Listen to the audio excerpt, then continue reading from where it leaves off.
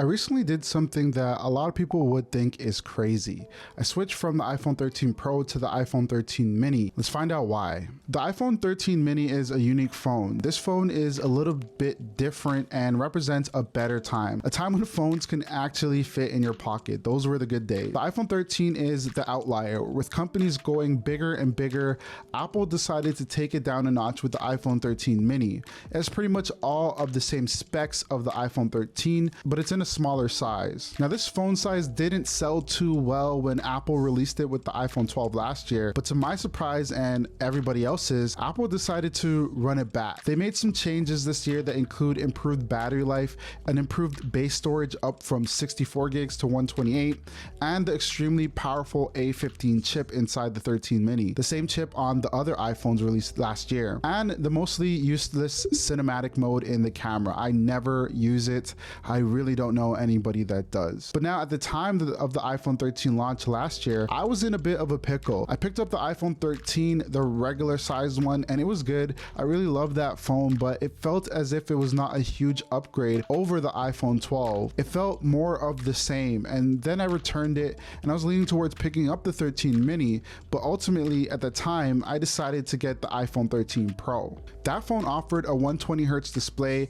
an all-day battery life, and an additional camera lens. So let's talk about that camera. As someone that mostly makes videos, the camera on the iPhone 13 Pro really appealed to me, and I initially thought that I'd use the camera with its ProRes and telephoto lens, but I was wrong. I didn't use it at all, and I did use it to unbox a few things as a B camera, but otherwise I just really never used it that much. It was not the device I reached for when I needed to make content, just because I personally think that if I spent thousands of dollars on cameras and equipment, I should use them whenever I can, and I loved using them, so there was no need to reach for the iPhone 13 Pro. Now, on the mini, the camera is the same camera on the 12 Max from last year, so regardless, photos will look good straight out of the box. The iPhone 13 Pro has a 6-inch display that is the same size as the regular iPhone 13, and by no means did I consider that to be huge, but at the same time, there's something that feels good about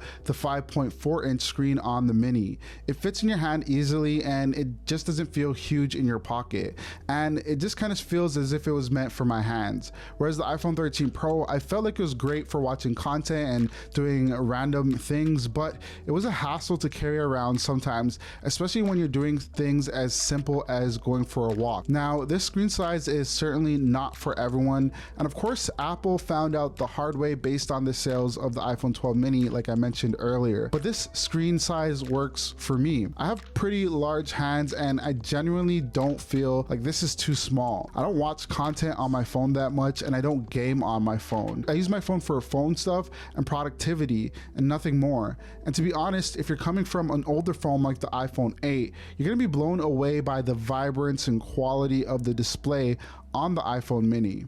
Colors pop, and it just overall looks accurate and vibrant. Now, of course, there were some other things I had to consider when making the choice to get this, some sacrifices I had to make, and one was the battery life. The iPhone 13 Pro has a battery life so good that I can go a few days without charging it or worrying about charging. It went on for days, and if I was out and about, I knew that the iPhone 13 Pro was going to last me the day. With the iPhone 13 mini, I do realize that I might need to keep the handy charger around, but that won't be a problem since I'm always at home. I've been working from home since before the world went crazy, and I usually only go out on weekends. It's a sad life, I know, but it works in the iPhone 13 mini's favor. I can easily charge at my desk at home before I have to leave the house if I do decide to venture out. And also the days when I'm doing things like traveling, a video shoot, I'll make sure to have a portable battery pack around to keep me juiced up. Now, you at home, you may be saying, this guy's an idiot. He gave up 120 Hz, and to that I say, what 120 Hz? After using the iPhone 13 Pro for more than 5 months, that's not something that I noticed, and even more importantly,